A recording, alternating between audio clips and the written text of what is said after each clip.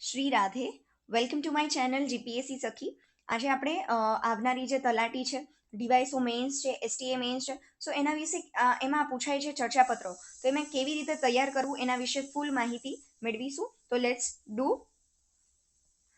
તો ચર્ચાપત્ર છે જે અત્યારે 14 દિવસની જ વાર છે તમારા જે હમણાં જે તલાટી એક્ઝામ છે એના માટે. તો કેટલા માર્ક્સનું તમને પૂછવાનું છે? 10 માર્ક્સનું પૂછાશે. 200 માર્ક્સ, 200 શબ્દની તમારે ત્યાં વર્ડ લિમિટ આપેલી છે. પહેલા તો સિલેબસમાં શું લખેલું છે એના વિશે તો લખ્યું છે વર્તમાન પત્રમાં પ્રજાના પ્રશ્નો, એટલે કે અત્યારે કરંટ સિચ્યુએશનની અંદર બરોબર જનતા કયા કયા ઇસ્યુ ફેસીસ કરી રહી છે બરોબર એના ઉપર તમને પ્રશ્ન પૂછાઈ શકે. પછી સાંપ્રત સમસ્યાઓ, એટલે કે કરંટ અફેર્સમાં જે પણ જે પ્રોબ્લેમ્સ છે અત્યારે જે ફેસ કરી રહ્યા છે એ પણ હશે. અને વ્યક્તિગત અભિપ્રાયો રજૂ કરતું જે ચર્ચાપત્ર છે, તમને કોઈ ટોપિક આપી લીધો હોય અને એની અંદર જે તમારો જે ઓપિનિયન છે એ મેટર કરતો હશે. જેમ કે લાસ્ટ જે જીપીએસસી હતી એની અંદર યુપીએસસીમાં એકવાર પૂછાયેલો છે ફોમો વિશેનો ક્વેશ્ચન બરોબર. તો ફિયર ઓફ મિસિંગ આઉટ અત્યારે વધી રહ્યું છે, તો એનો અંદર તમારો અભિપ્રાય શું છે બરોબર. તો એના રિલેટેડ કરંટમાં હશે, પ્લસ તમારો ઓપિનિયન બિલ્ડ થતો હશે એક ક્વેશ્ચન મારફતે, તો એ પણ પૂછાશે. આપણે પહેલા જીપીએસસી ના પીવાયક્યુ જોઈએ કે કયા કયા પૂછાયેલા છે, તો આપણને ખ્યાલ આવે કે તલાટીમાં કેવી રીતે આપણે ઇન્કલકેટ કરી શકે. તો હમણાં જે લાસ્ટ એસટીઆઈ ગઈ એની અંદર આ પ્રશ્ન પૂછાયો તો રીલના રવાડે ચડેલું યુથ છે બરોબર. અત્યારે તમને બધું છે, જો આના ઉપર ખ્યાલ આવે તો સાંપ્રત સમસ્યા છે કે બહુ બધી પબ્લિક છે અત્યારે રીલ જે યુટ્યુબ શોર્ટ્સ છે એના મારફતે અત્યારે પોતાની જે ગતિ છે આગળ વધાવી રહી છે બરોબર છે, આંધળું અનુકરણ કરી રહી છે. તો એની અંદર તમારો ઓપિનિયન છે, તમારો અભિપ્રાય છે ને એ રજૂ કરવાનો છે. પછી બહોળી સંખ્યાની અંદર વાન પ્રસ્થાશ્રમો એટલે કે જે વૃદ્ધાશ્રમની જે સંખ્યા છે ધીરે ધીરે આપણા સમાજની અંદર વધી રહી છે બરોબર છે. ગ્રામ્યનું વૃદ્ધિકરણ થઈ રહ્યું છે, સમાજમાં આવી જે સમસ્યાઓ છે વધી રહી છે, તો એ શેના સાથે લિંક કરી શકો તમે? સાંપ્રત સમસ્યાઓ સાથે લિંક કરી શકો. એની અંદર તમારો અભિપ્રાય પણ હશે અને પ્રજાના પ્રશ્નો તરીકે પણ આને તમે ઓળખી શકશો. તમે વારે વારે તમે આ ન્યૂઝ અથવા તો ન્યૂઝપેપરના કટિંગ્સ ક્યાંય પણ તમે હોર્ડિંગ સાંભળેલા જ હશે, જોયેલા જ હશે, સોરી. ઓકે, તો એ રિલેટેડ પ્રશ્ન છે તો કરંટનો જ હશે. પછી જીપીએસસીના લાસ્ટ જે 5 યર્સના ક્વેશ્ચન જે કરો તેમાં પર્યાવરણ જાળવણી બાબતોનો પૂછેલો છે. સોશિયલ મીડિયાની અફવાઓ છે એના તમારે પોઝિટિવ અને નેગેટિવ બરોબર. જે ફેક ન્યૂઝનું અત્યારે જે ચલણ વધી રહ્યું છે તો એની ઇફેક્ટ શું પડશે બરોબર લોકો ઉપર, સરકાર ઉપર, જીઓ પોલિટિક્સ ઉપર, કે કોઈ પણ જે માધ્યમ હશે એની ઉપર. તો એના પોઝિટિવ પણ પૂછેલા છે અને તમને નેગેટિવ પણ પૂછેલા. તો આ શું થયું? પોઝિટિવ, નેગેટિવ, અને તમારે આ સાથે સાથે વે ફોરવર્ડ પણ આપી દેવાનું. ઓકે. પછી એક રિલેટેડ પ્રશ્ન પૂછ્યો છે ગ્રામીણ વિસ્તારમાં કમ્પ્યુટર સાક્ષરતા વિશેનો પ્રશ્ન છે બરોબર છે. ગ્રામ્યમાં જે અત્યારે જે વિલેજ કમ્પ્યુટર ઓપરેટર્સ છે તો એને કેવી રીતે લિટરેસી, ત્યાંનો જે લિટરેસી રેટ છે ને વધારવો in related to the computer awareness. Okay.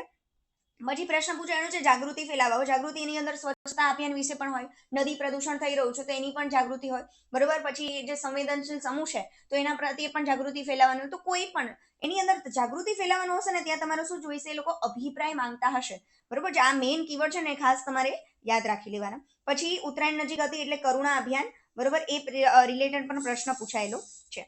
આગળ જોઈએ તો સૌથી વેરી ઇમ્પોર્ટન્ટ તમારે ખાસ ધ્યાન શું રાખવાનું? અહીંયા તમે જો કે બધું જ કન્ટેન્ટ એનો છે કરંટ રિલેટેડ છે, એટલે કરંટથી તમે વાકેફ હશો તો વ્યવસ્થિત રીતે તમે આન્સર જે લખી શકશો. તો પહેલા જોઈએ પ્રશ્નને છે ને તમારે શું કરવાનો છે? વ્યવસ્થિત સમજવાનો છે. કારણ કે જો ઓલરેડી તમે પ્રશ્નને જો વ્યવસ્થિત શાંતિથી બરોબર, એના જે ખાસ મેઇન કીવર્ડ છે એને બહુ શાંતિથી તમે સમજેલા હશો બરોબર, તો જે પ્રશ્ન લખવો છે ને એ તમારા માટે ઈઝી બની જશે. જો પ્રશ્ન સમજ્યા જ નહીં હોય તો પછી શું લખવું? જે કન્ટેન્ટ છે ને ભેગું થશે નહીં. પહેલો ફકરો જ્યારે તમે બનાવો ને ત્યારે એની અંદર ડાયરેક્ટ ટોપિક ઉપર જંપલાવી દેવાનું નથી. તમારે શું આપવાની છે? તો બેઝિક ઇન્ફોર્મેશન આપવાની છે અબાઉટ ધ ટોપિક, કે શા માટે ચર્ચામાં વસ્તુ રહી છે એની ભૂમિકા બાંધવાની છે બરોબર. કોઈ પણ ધારો કે રીલના રવાડે ચડેલું જે યુદ્ધ છે, આપણે એક્ઝામ્પલ લઈએ, જે આ પ્રશ્ન પૂછ્યો તો એસટીઆઈ ની અંદર, તો એ એક્ઝામ્પલ રિલેટેડ રહીએ તો પહેલા બેઝ બાંધીશું બરોબર. કારણ કે ડાયરેક્ટ તમે ટોપિક ઉપર આવો ને તો વાંચવા વાળાને ગમશે નહીં બરોબર. આપણે કોઈ પણ નોવેલ્સ કે કોઈ પણ વસ્તુ વાંચતા હોઈએ તો એની અંદર પહેલો ફકરો એવો છે ને કે આપણને તરત જ લિંક કરાવી દેશે ટોપિક સાથે. તો એટલા માટે એની અંદર ભૂમિકા બાંધવાની છે. કેમ કે રીલ છે તો શા માટે આટલું બધું ચલણ વધી રહ્યું છે? બીકોઝ ઓફ ધ કે અત્યારે ઇન્ટરનેટ જે બૂમ છે બહુ વધી ગયું છે. આર્ટિફિશિયલ ઇન્ટેલિજન્સ હોય, ચેટ જીપીટી હોય કે પછી જેમિની હોય છે, એનો ટ્રેન્ડ છે વધી રહ્યો છે. લોકો એને યુઝ કરતા વધુ થઈ રહ્યા છે બરોબર. અને કહીએ કે ફોમો, કે હું નહીં કરું તો આવું ફાવશે નહીં. જેમ કે હમણાં જે રેટ્રો ટ્રેન્ડ નીકળ્યો છે, તમે કોઈ પણ સ્ટેટસ ચેક કરશો તો મોસ્ટ ઓફલી બધાએ રેટ્રો ટ્રેન્ડના જ એમના પિક્ચર્સ લગાવેલા હશે. તો એ પ્રમાણે તમારે ભૂમિકા બાંધવાની છે. અને પછી સેકન્ડ જે પેરા પાડો એની અંદર તમારે શું કરવાનું છે? મૂળ હાર્દને સમજવાનું છે. મૂળ અર્થ સમજીને જીએસના જે વિવિધ ફોર્મેટો હોય છે એની અંદરથી તમારે રૂપરેખા બનાવતું જવાનું અને પ્રશ્ન છે એ લખતો જવાનો છે. એક્ઝામ્પલ તરીકે પેસ્ટલ અપરેટ છે, પોલિટિકલ છે, તમારું સાયન્સ છે, ઇતિહાસ છે, બરોબર છે, સામાજિક છે, વિજ્ઞાન છે, પર્યાવરણ છે, અલગ અલગ ડિમેન્શન્સની અંદર તમારે શું કરવાના છે એ ટોપિકની અંદર જનરેટ કરવાના છે. જો પેસ્ટલ પણ ના થાય તો સિલેબસના ટોપિક તો તમને યાદ જ હશે, બરોબર, કારણ કે મેઇન્સ નજીક છે એટલે ટોપિક તમને યાદ હોવા જોઈએ કે જેથી એક ટોપિક હોય એને તમે બીજીમાં છે ને લિંક કરીને તમે નવો પોઈન્ટ છે જનરેટ કરી શકો.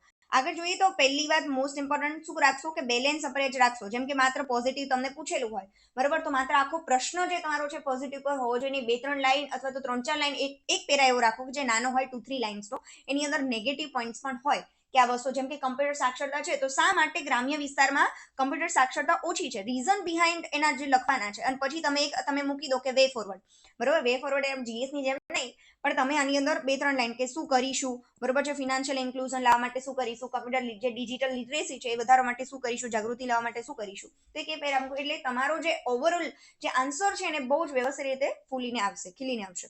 ઓકે. મોસ્ટ ઇમ્પોર્ટન્ટ કે જ્યારે ગુજરાતી લખો ને, ગુજરાતી ભાષા લખો ત્યારે એનો ફ્લો શું રાખવાનો છે, તો ફ્લો મેન્ટેન રાખવાનો છે, બરોબર. વાંચતા પછી અહીંયા હજુ ફરી વાર લખ્યું પછી વચ્ચેથી લિંક તૂટી જાય એવું કરવાનું નહીં. જો લિંક તૂટશે તો પછી જે પેપર ચેકર છે એના પર નેગેટિવ ઇમ્પેક્ટ જઈ શકે.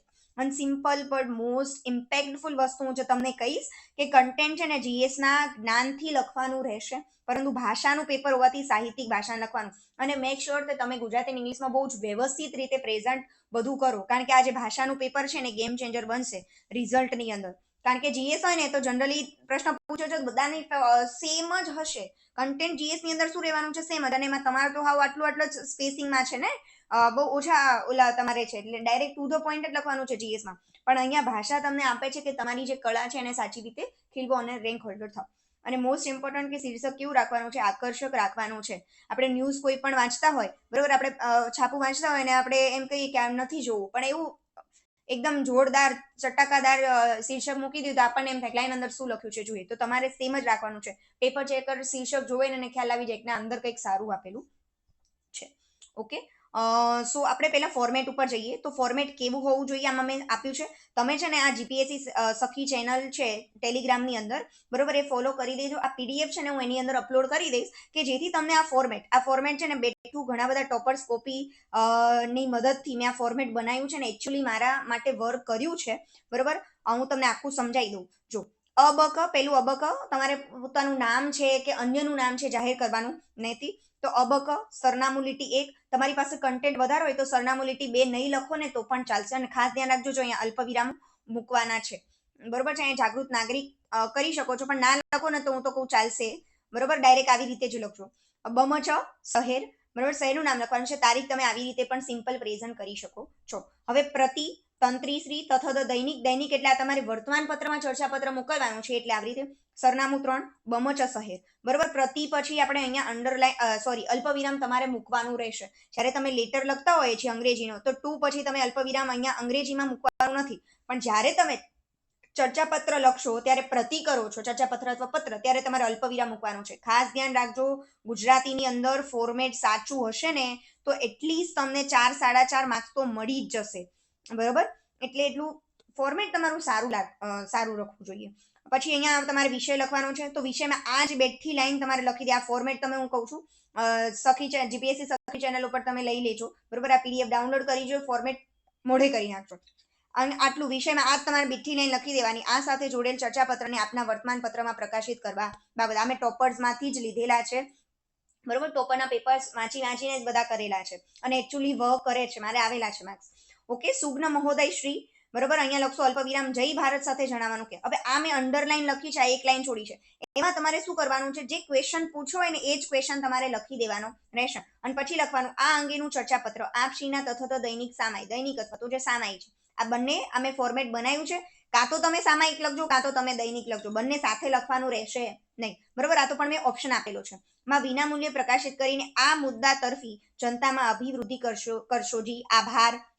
બિડાણ એક લખવાનું છે, એક ચર્ચાપત્ર લિખિતન આપનો વિશ્વાસુ હવે અહીંયા મેં લખ્યું છે આ જે તમારું ફોર્મેટ છે ને 60% ની અંદર સમાવેશ થઈ જવું જોઈએ. આખા પેજમાં લખવાનું નથી, પણ આગળ તમે જોશો કે મેં છે ને આખા પેજમાં લખેલું છે. શા માટે? કારણ કે જનરલી 10 માર્ક્સનો જે ક્વેશ્ચન હોય છે એની અંદર તમને 2 પેજ આપતા હોય છે, પણ ક્યારેક એ લોકો તમને કન્ફ્યુઝ ક્રિએટ કરવા માટે અથવા તો ટાઈમ લિમિટ છે એની અંદર પેપર પૂરું ના થાય તો એ રીતે ક્યારેક એવું મૂકતા હોય છે કે 10 માર્કનો ક્વેશ્ચન છે ને એ લોકો 3 પેજ મૂકી દે છે. તો પછી તમારે એવું જોવાનું નહીં કે 3 પેજ ભૂલથી જો એ લોકો ભૂલથી તો ન જ મૂક્યા હોય, બટ 3 પેજ જો મૂકી દીધા, આપણે જનરલી 2 પેજનું તૈયાર કરતા હોય ને, તો ત્યારે શું કરવાનું, આ 60% નો સમાવેશ છે ને આખા પેજમાં મૂકી દેજો, બરોબર. અને પછી પાછળનો જે કન્ટેન્ટ છે એટલે તમારે આ પેજમાં તો જે લખવાનું હશે એ રહે નહીં. ઓકે. પછી અહીંયા તમારે શીર્ષકને ખાસ આવી રીતે બોક્સની અંદર મૂકજો તો સારું દેખાય, બરોબર. અને શીર્ષક એટલે આ મેં આખું ફોર્મેટ લખ્યું છે કે જ્યારે તમારું પેજ પૂરું થઈ જાય, શીર્ષક લખ્યું, બરોબર, અને આખું જે તમારું કન્ટેન્ટ પૂરું થાય તો નીચે તમારે ફરીવાર અબક અને બમચ એ લખવાનું છે. તો આખું તમારું જે ફોર્મેટ છે, બરોબર, ડાઉનલોડ કરી લેજો, ટેલિગ્રામમાં મળી જશે. હવે આ ડીવાયએસઓ નો ક્વેશ્ચન છે, આમાં મને 7 માર્ક્સ મળેલા છે હમણાં જે ડીવાયએસઓ નું જે મેન્સનું રિઝલ્ટ આવ્યું એની અંદર. ઓકે. સો 10 માંથી 7 માર્ક્સ છે તો સારા છે, સોરી 7 અહીંયા આવશે ને 10 અહીંયા આવશે. ઓકે. પ્રશ્ન શું છે આપણે જોઈએ. સમાજમાં વાનપ્રસ્થાશ્રમોમાં બહોળી સંખ્યામાં વિકસી રહ્યા છે. આ વાસ્તવોનું વિશ્લેષણ કરતું ચર્ચાપત્ર તથા વર્તમાનપત્રમાં તંત્રીશ્રીને સંબોધીને લખવાનું છે. જો અબક, સરનામું લીટી 1, સરનામું લીટી 2, બમચ શહેર અને તારીખ આવી રીતે મેં લખેલી છે.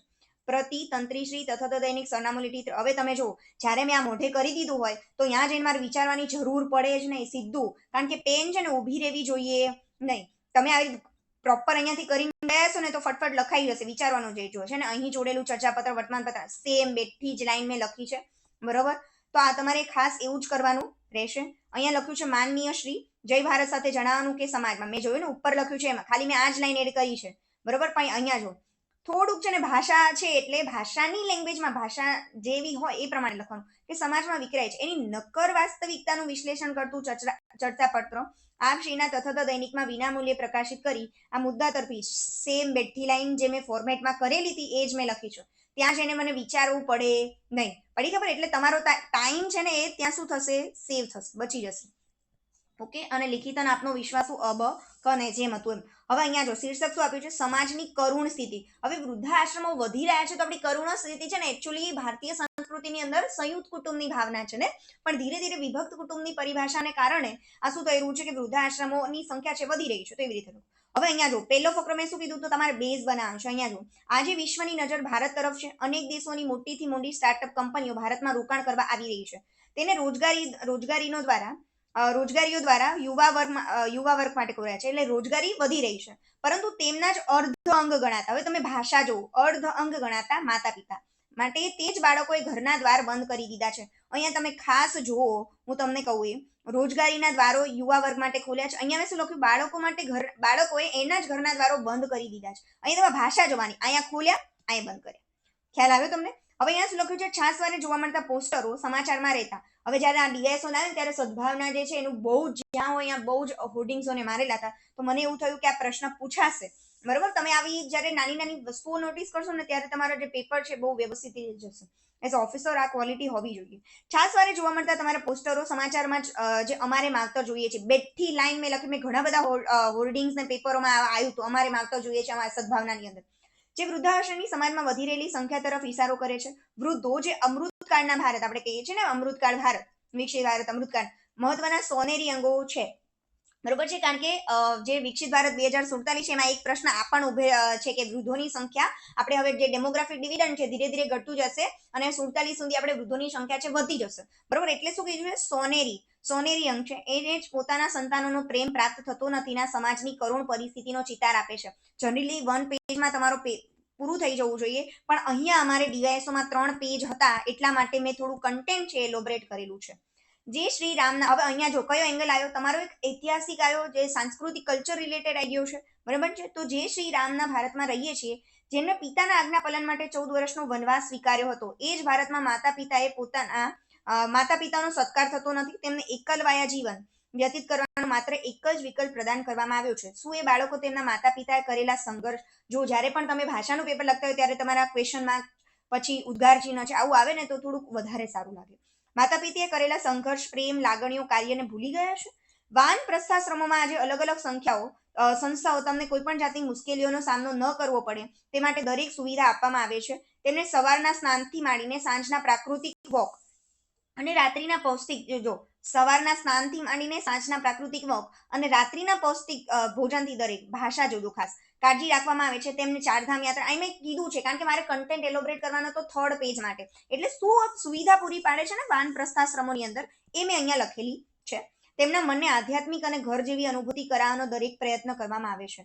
પરંતુ ઘરે ગમે તેટલી સુવિધા આપવામાં આવે તો પણ કહેવાય છે ને ધરતીનો છેડો ઘર. એટલે દરેક વ્યક્તિ ભૌતિક સુખ આપવા છતાં પારિવારિક સુખ, સંતાન, પૌત્ર પૌત્રીનો કિલકિલાટ સાંભળવાની તત્પરતા હંમેશા જ હૃદયના એક ખૂણામાં રહેલી હોય છે. પરંતુ બાળકો ભૌતિકવાદી જીવનની દોટમાં માતા પિતાના એ અવાજોને શું કર્યું છે, ભૂલી ગયા છે. ઘણા એવા વૃદ્ધ લોકો છે જે ડિપ્રેશનનો ભોગ આપણી સમસ્યા મેં કીધું ને જ્યારે તમે એન્ડમાં જાઓ ને ત્યારે તમે સમસ્યાઓ પણ દર્શાવી દેવાનું કારણ કે પેપરના સિલેબસમાં શું છે અભિપ્રાય દર્શાવો બરોબર તો તમારો અભિપ્રાય પણ મૂકવાનો.